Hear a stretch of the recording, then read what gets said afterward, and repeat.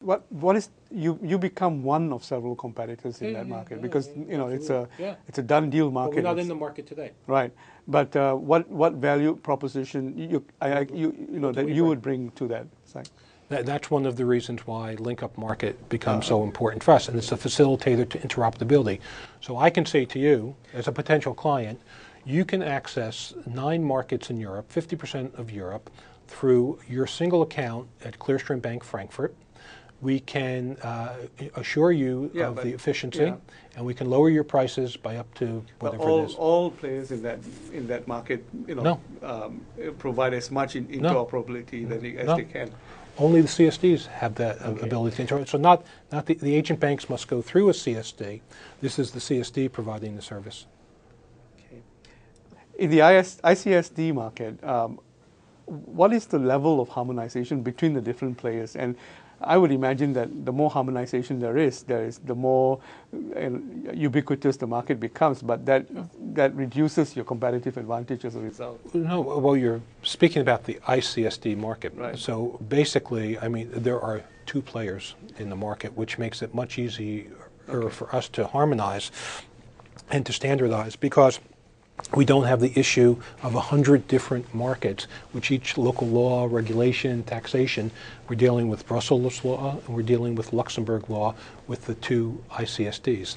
The 2 ICSDs are also the perfect example of interoperability, because 40 years ago, probably 35 years ago, they realized that they needed to have a level of interoperability between the 2 organizations, which became known by everyone as the bridge.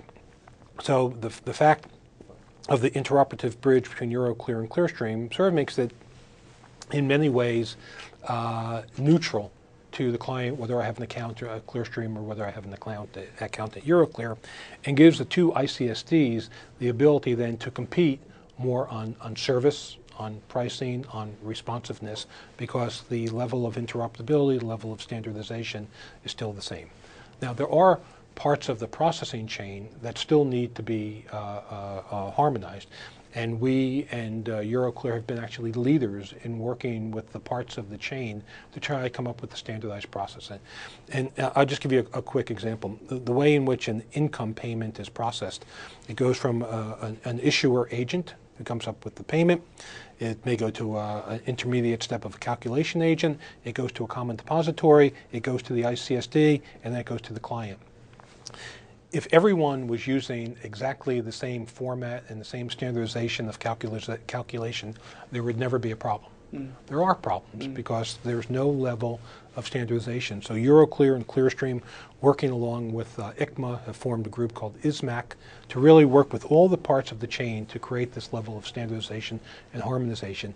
And I think more and more, investors are looking to the international market and saying, why can't we do this at the cross-border market too? And especially from a European perspective, to bring that same level of efficiency to the cross-border market that we have in international. And as you internationalize, when you come out to markets like in Asia, for example, do you come out here alone, on your own, or do you come out here with some of your clients or your investors who are looking at these markets, Well, both.